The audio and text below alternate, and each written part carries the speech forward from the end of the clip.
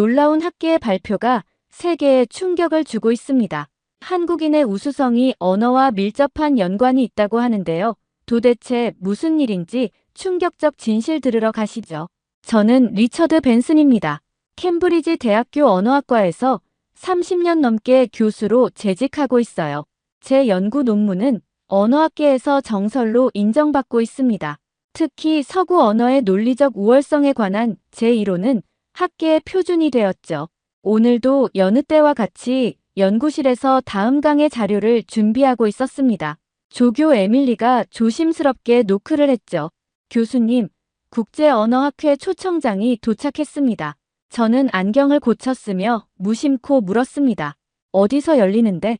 독일 베를린에서요. 주제는 언어 다양성과 인지 발달의 상관관계입니다. 또 비슷한 얘기겠군.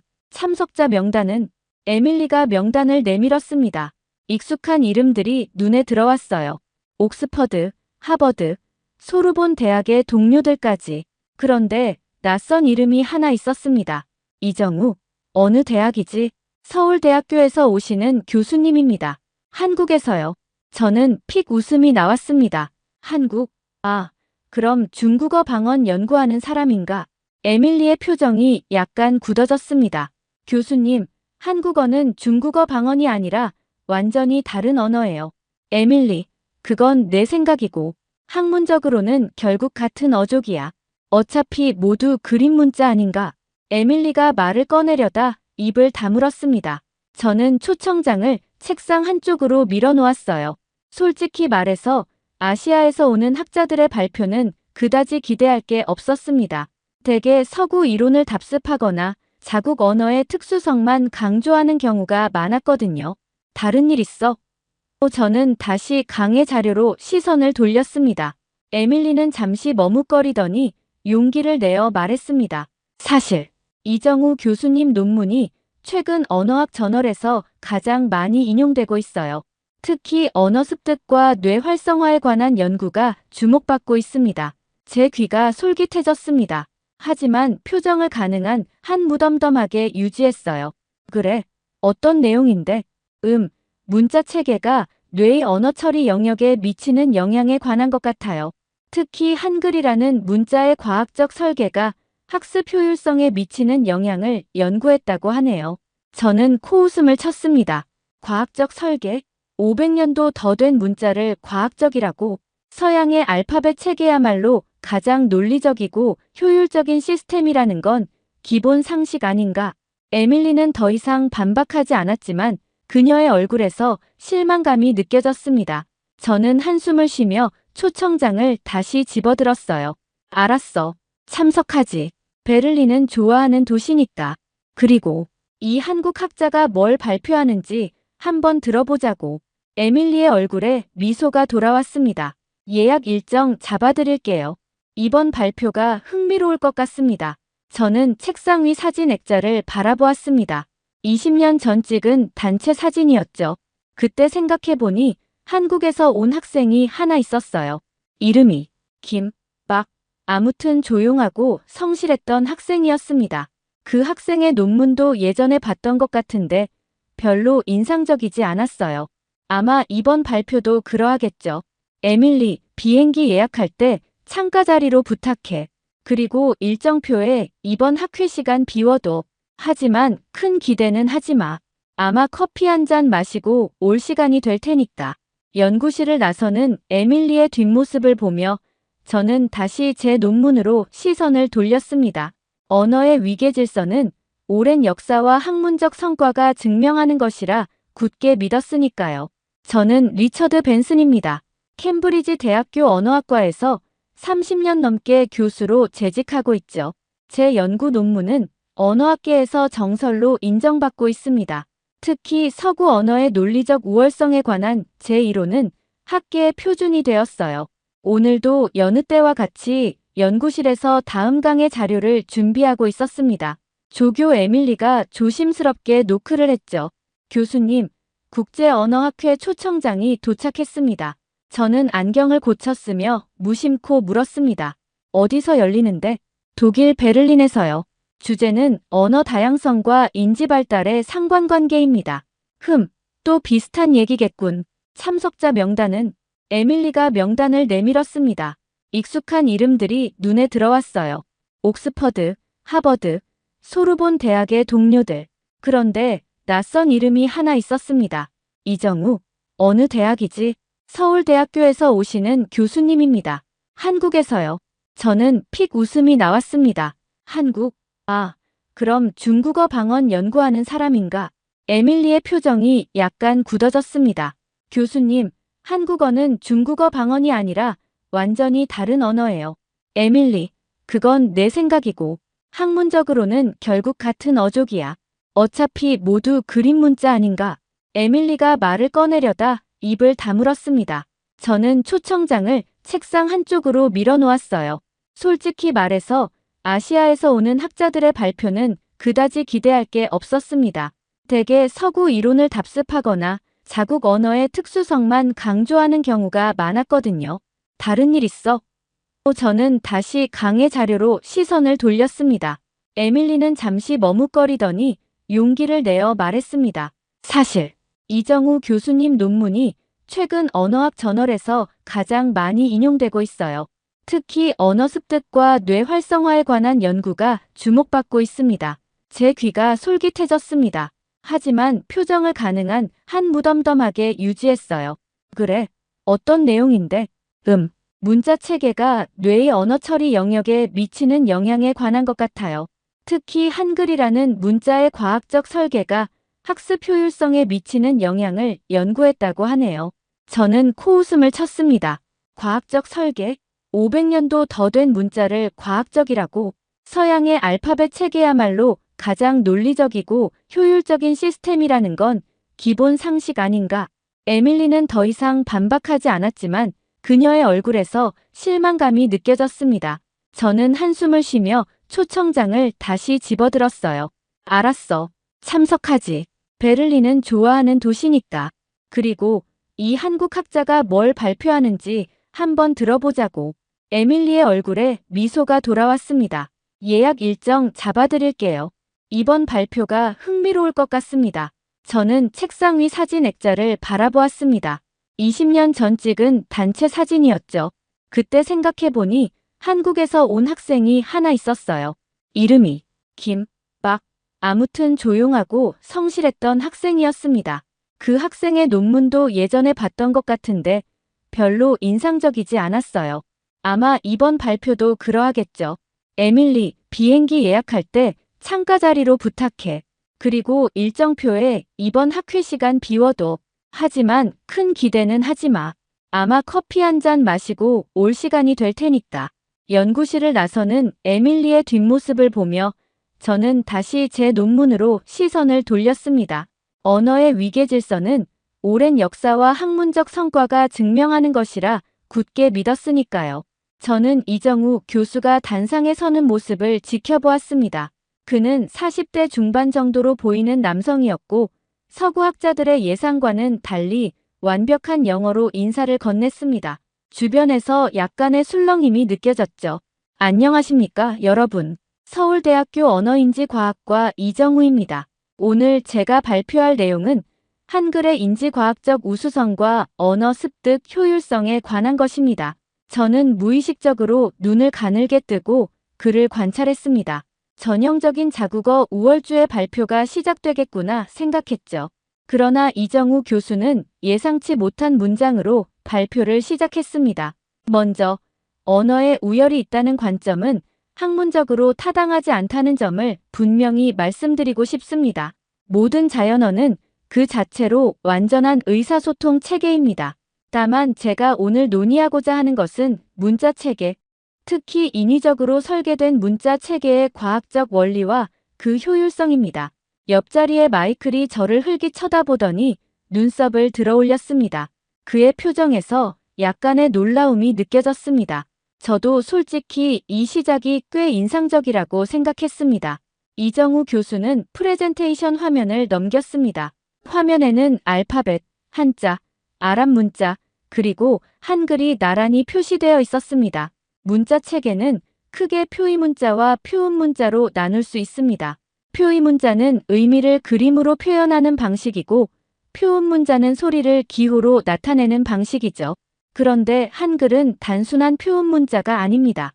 한글은 인간의 발성기관을 과학적으로 관찰하여 설계된 유일한 문자 체계입니다. 그는 다음 슬라이드로 넘어갔습니다. 입모양과 혀의 위치를 도식화한 그림이 나타났습니다. 한글의 자음은 발음할 때 입모양을 본뜬 것입니다.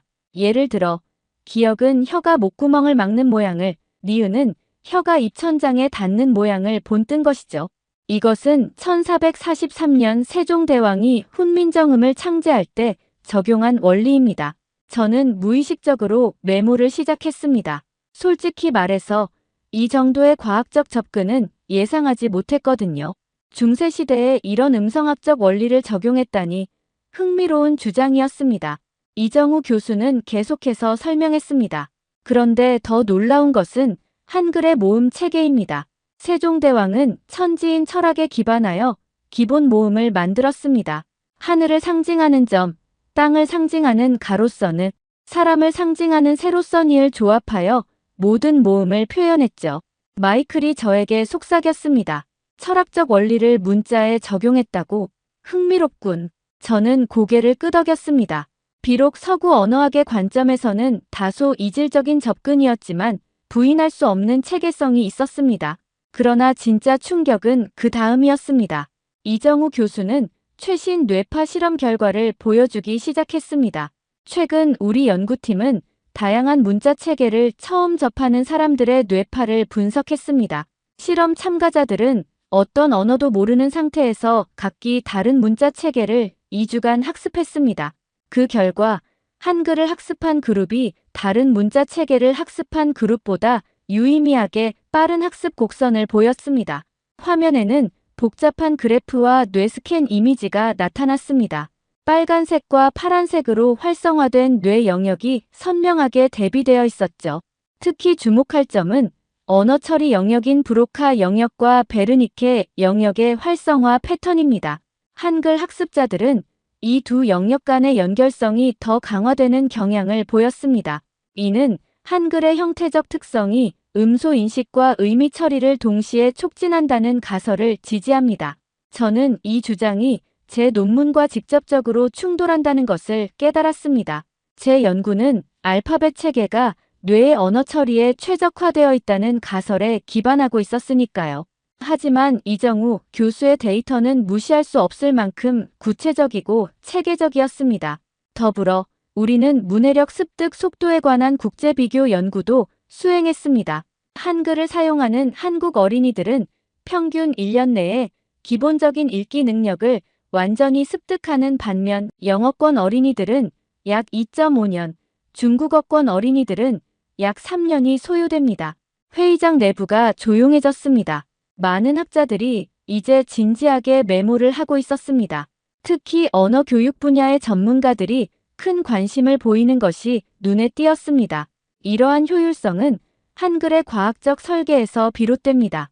한글은 철저히 표음 문자이면서도 글자의 형태가 발음 방법을 시각적으로 암시합니다. 또한 음절 단위로 모아 쓰는 방식은 의미 단위 인식에 도움을 줍니다. 이것은 뇌의 시각 처리 능력과 언어 처리 능력을 동시에 활용하는 효율적인 시스템입니다. 저는 무의식적으로 고개를 끄덕이고 있었습니다.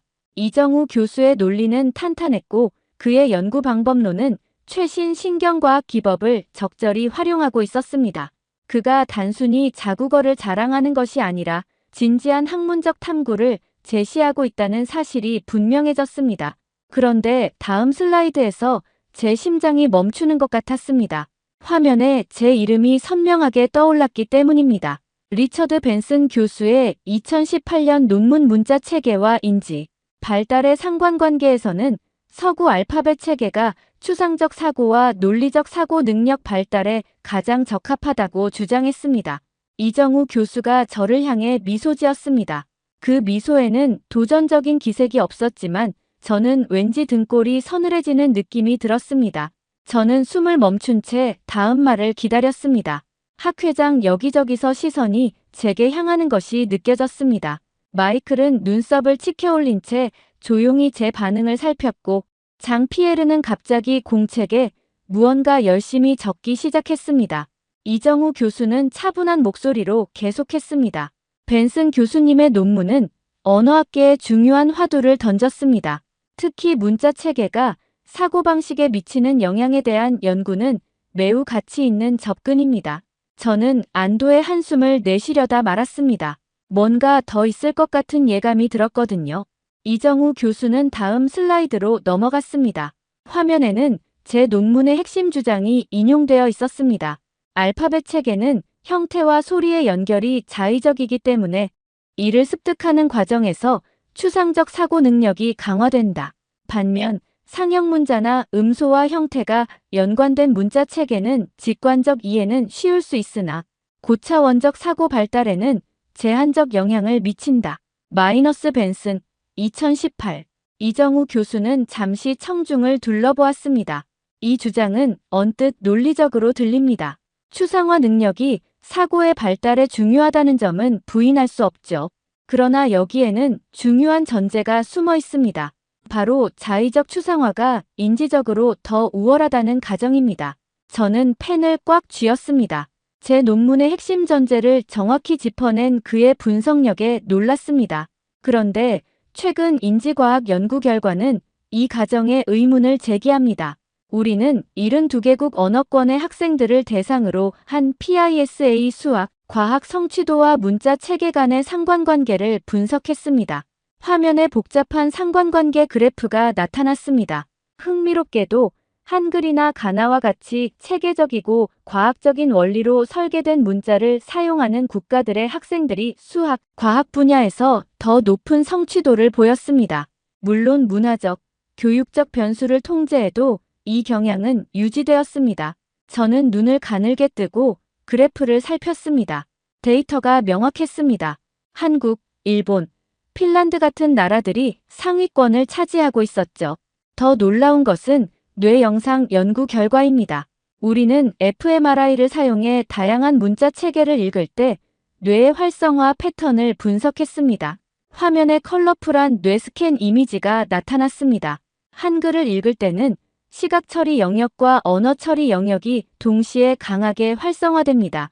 반면 알파벳을 읽을 때는 언어 처리 영역의 활성화가 우세하고 한자를 읽을 때는 시각 처리 영역의 활성화가 우세합니다.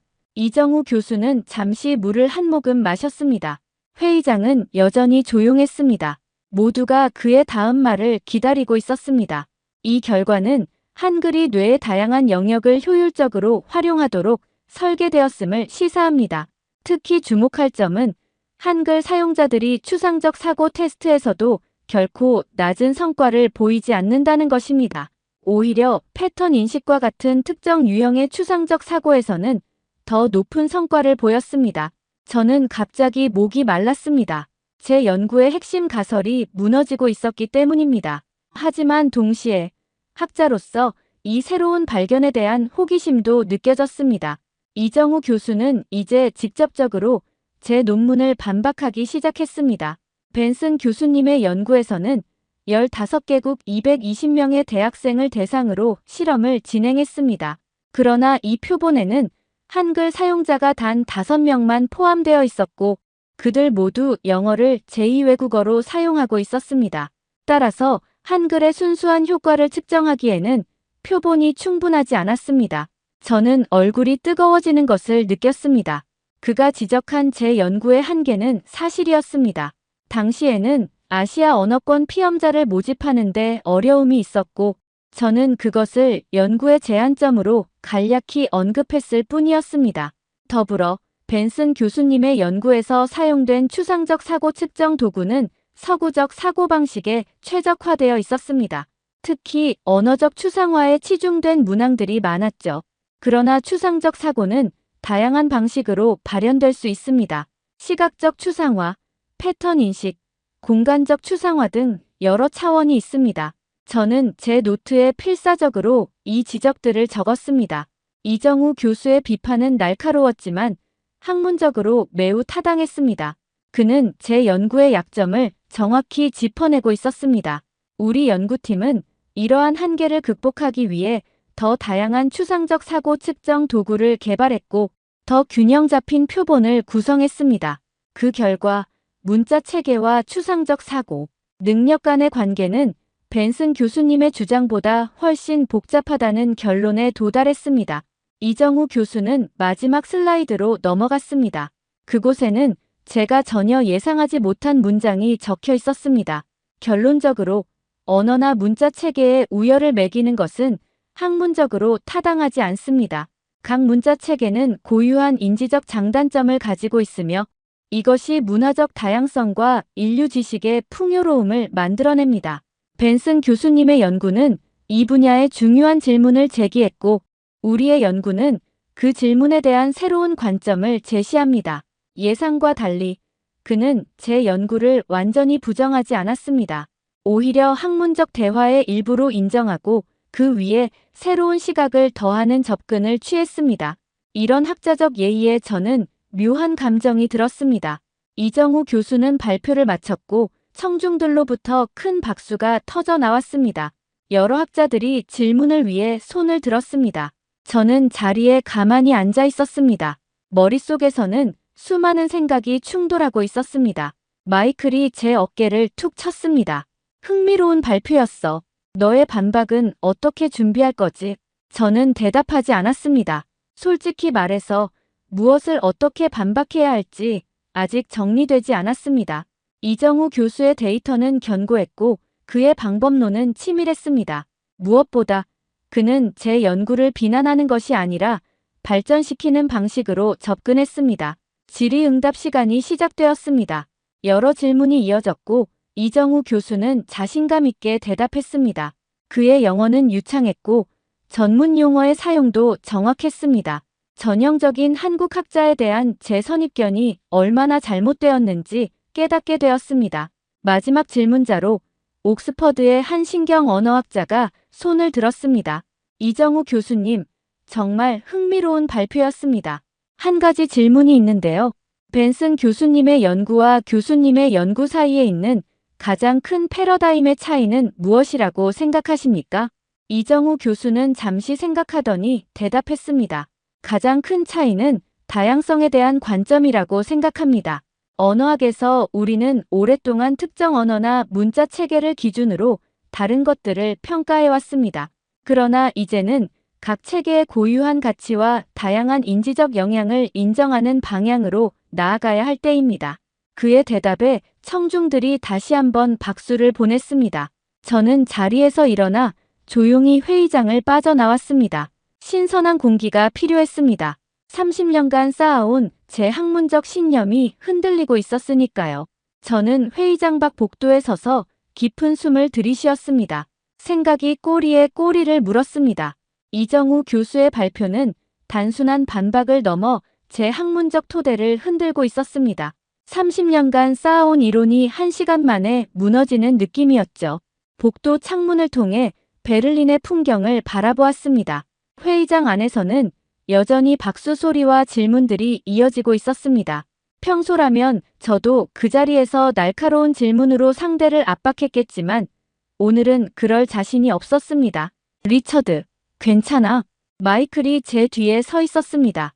그의 얼굴에는 놀라움과 걱정이 뒤섞여 있었습니다. 그냥 생각할 시간이 필요해서 저는 억지로 미소를 지었습니다. 정말 예상치 못한 발표였어. 아시아 학자들이 이런 수준의 연구를 하고 있다니. 마이클이 말했습니다. 저는 마이클의 말에 약간 짜증이 났습니다. 그의 말에도 여전히 서구 중심적 우월감이 묻어났으니까요. 하지만 솔직히 말하자면 저도 똑같은 태도를 가지고 있었습니다. 그의 데이터는 탄탄해. 방법론도 철저하고 제가 인정했습니다. 그때 회의장 문이 열리고 사람들이 쏟아져 나오기 시작했습니다.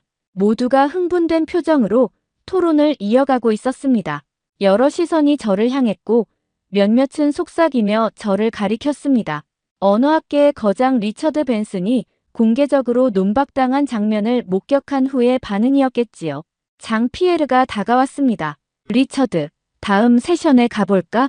아니, 난 호텔로 돌아갈 생각이야. 저는 고개를 저었습니다. 두 동료는 서로 의미심장한 눈빛을 교환했습니다.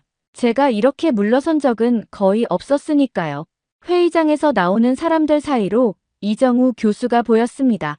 그는 여러 학자들에게 둘러싸여 질문에 답하고 있었습니다. 그의 표정은 겸손하면서도 자신감이 넘쳤습니다. 문득 그와 눈이 마주쳤고 그는 미소와 함께 가벼운 목례를 보냈습니다. 저는 어색하게 고개를 끄덕였습니다. 그가 제게 다가올까 잠시 두려웠지만 다행히 그는 주변 학자들과의 대화를 이어갔습니다. 리처드, 저녁 식사는 어떻게 할까? 마이클이 물었습니다. 미안, 나는 패스할게. 좀 피곤해. 저는 변명했습니다. 두 동료를 뒤로하고 저는 빠르게 건물을 빠져나왔습니다. 베를린의 차가운 공기가 얼굴을 때렸지만 머릿속의 혼란은 가라앉지 않았습니다. 제 학문적 정체성이 흔들리고 있었습니다. 호텔로 향하는 택시 안에서 저는 이정우 교수의 발표 내용을 다시 생각했습니다. 그의 연구가 정확하다면 제가 평생 주장해온 서구 언어의 우월성은 단지 문화적 편견에 불과했던 것일까요? 그렇다면 제 모든 연구의 토대는 무엇이었을까요? 택시 창밖으로 베를린의 거리가 스쳐 지나갔습니다. 눈앞에 펼쳐진 도시의 풍경보다 제 마음속에 일어난 폭풍이 더 격렬했습니다. 오늘 하루가 제 학문적 생애의 터닝 포인트가 될 것이라고는 상상도 못했습니다. 저는 호텔방으로 돌아와 문을 닫자마자 침대에 털썩 주저앉았습니다.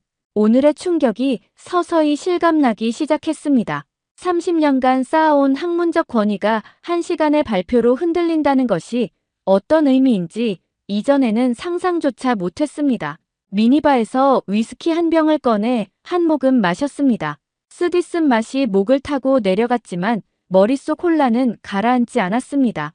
평소 같았으면 바로 반박 논문 구상에 들어갔겠지만 오늘은 그럴 의욕이 생기지 않았습니다.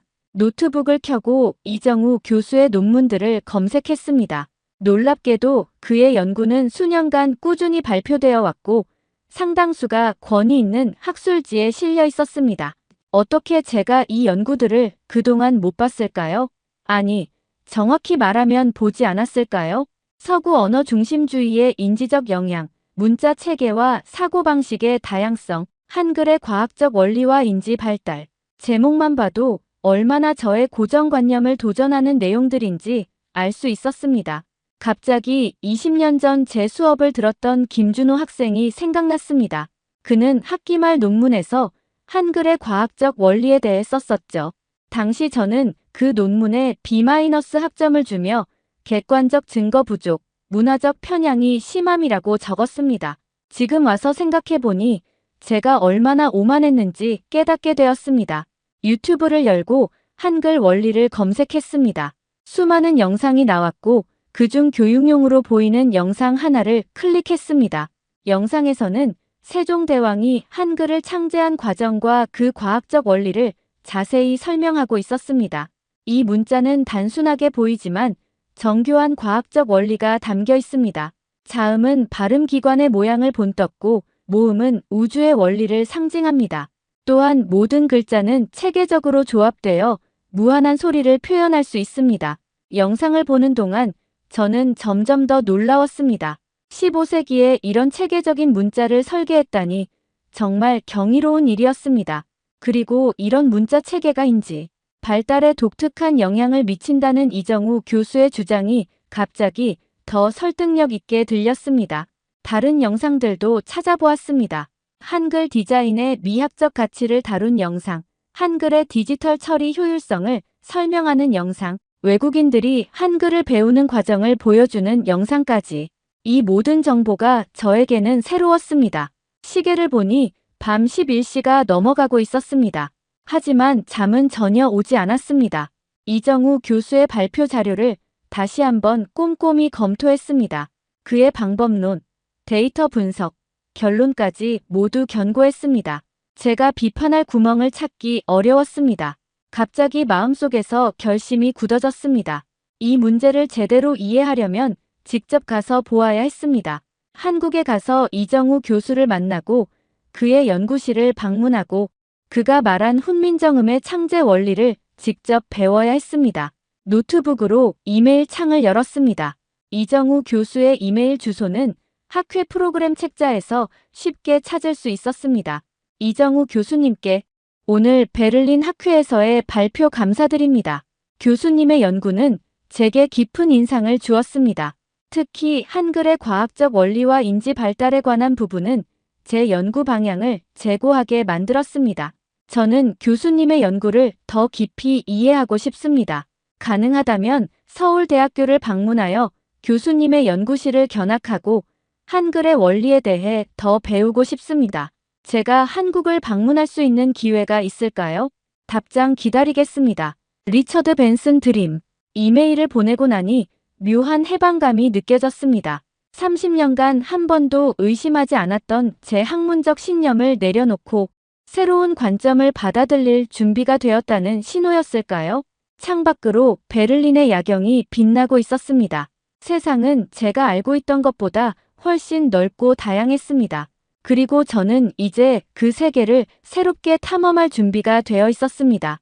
저는 서울 인천공항에 내리는 순간부터 새로운 세계에 발을 들인 듯한 느낌을 받았습니다. 모든 것이 낯설었지만 동시에 흥미로웠습니다. 한글로 쓰인 간판들이 제 시선을 사로잡았습니다. 그 글자들은 제가 지금까지 알파벳이나 다른 문자 체계에서 보지 못한 독특한 구조를 가지고 있었죠. 공항 출구에서 이정우 교수가 저를 기다리고 있었습니다. 베를린에서 봤을 때보다 더 편안해 보였습니다. 그는 환한 미소로 저를 맞이했습니다. 벤슨 교수님, 한국에 오신 것을 환영합니다. 먼 길 오시느라 고생하셨습니다. 초대해 주셔서 감사합니다. 솔직히 말하면 이렇게 빨리 초청에 응해 주실 줄 몰랐습니다. 이정우 교수는 웃으며 말했습니다. 우리 학문 분야에서 벤슨 교수님 같은 분이 열린 마음으로 접근하시는 것은 매우 귀한 일입니다. 제가 오히려 감사드립니다. 우리는 서울 시내로 향하는 차 안에서 이런저런 대화를 나눴습니다. 놀랍게도 이정우 교수는 20년 전 제 수업을 들었던 김준호를 알고 있었습니다. 준호는 지금 저희 대학에서 언어인지학 부교수로 있습니다. 그가 교수님의 제자였다는 것을 알고 매우 놀랐습니다. 세상은 정말 좁네요. 저는 부끄러운 마음이 들었습니다. 김준호의 논문에 대한 제 평가가 떠올랐기 때문입니다. 하지만 이정우 교수는 계속해서 친절하게 서울의 풍경을 설명해 주었습니다. 오늘은 먼저 세종대왕기념관으로 안내해 드리려고 합니다. 한글의 창제 원리를 이해하기에 가장 좋은 곳이니까요. 세종대왕기념관은 현대적인 건물 안에 600년 전의 지혜를 담고 있었습니다. 입구에 들어서자마자 거대한 세종대왕 동상이 우리를 맞이했습니다. 세종대왕은 한글을 창제한 조선의 네 번째 왕입니다. 그는 단순한 군주가 아니라 과학자이자 언어학자였습니다. 이정우 교수가 설명했습니다. 전시장 안으로 들어가자 훈민정음 해례본의 복제본이 눈에 들어왔습니다. 이정우 교수는 그것을 가리키며 말했습니다. 이것이 한글 창제 원리를 상세히 설명한 책입니다. 1446년에 발간되었죠. 보시면 각 자음과 모음이 어떤 원리로 만들어졌는지 명확하게 설명되어 있습니다. 저는 유리 케이스 안의 고문서를 자세히 살펴보았습니다. 한글 문자와 함께 그 제작 원리를 설명하는 그림들이 보였습니다. 이정우 교수의 설명을 들으니 발음기관을 본뜬 자음과 천지인 철학을 담은 모음의 개념이 더 명확하게 이해되었습니다. 놀라운 것은 이 모든 것이 15세기에 이루어졌다는 점입니다. 제가 감탄했습니다. 맞습니다. 당시 유럽에서도 문자 개혁이 있었지만 이렇게 체계적이고 과학적인 원리를 적용한 경우는 드물었죠. 세종대왕은 백성들이 쉽게 문자를 배울 수 있게 하려는 실용적 목적으로 한글을 만들었습니다. 기념관을 둘러보며 저는 한글이 단순한 문자 체계가 아니라 정교한 과학적 원리와 철학적 사상을 담고 있다는 것을 실감했습니다. 특히 인상적이었던 것은 현대적인 음성학, 분석 결과와 한글의 자음 체계가 얼마나 정확히 일치하는지 보여주는 전시였습니다. 오후에는 한국과학기술원으로 이동했습니다. 이곳에서 이정우 교수팀이 진행 중인 언어인지 연구를 직접 볼 수 있었습니다. 이곳에서 우리는 fMRI와 EEG를 활용해 다양한 문자 체계를 읽을 때 뇌의 활성화 패턴을 연구하고 있습니다. 연구실의 젊은 연구원들이 최신 장비를 사용하여 실험을 진행하는 모습이 인상적이었습니다. 벽면 모니터에는 다양한 언어를 읽을 때의 뇌 활성화 패턴이 컬러풀하게 표시되어 있었습니다. 이 결과를 보세요. 한글을 읽을 때는 뇌의 시각 처리 영역과 언어 처리 영역이 균형 있게 활성화됩니다. 특히 초보자가 한글을 배울 때 이 패턴이 더욱 두드러지죠. 제가 그동안 믿어왔던 서구 문자 중심의 관점이 얼마나 편협했는지 깨달았습니다. 데이터는 명확했고 그것을 부정할 방법이 없었습니다. 저녁에는 이정우 교수와 함께 전통 한식당을 방문했습니다. 그곳에서 우연히 김준호 교수도 만났습니다. 그는 제가 기대했던 것보다 훨씬 더 반갑게 저를 맞이했습니다. 교수님, 20년 만에 뵙게 되어 영광입니다. 교수님의 수업은 제게 큰 영감을 주었습니다. 저는 미안한 마음이 들었습니다.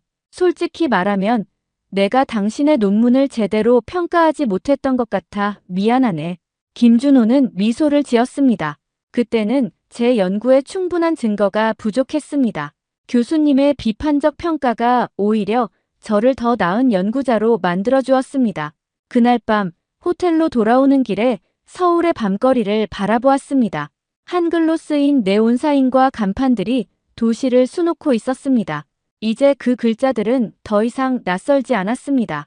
오히려 그 안에 담긴 과학적 원리와 철학적 깊이가 느껴졌습니다. 제 학문적 여정에 새로운 장이 열리고 있다는 것을 느꼈습니다.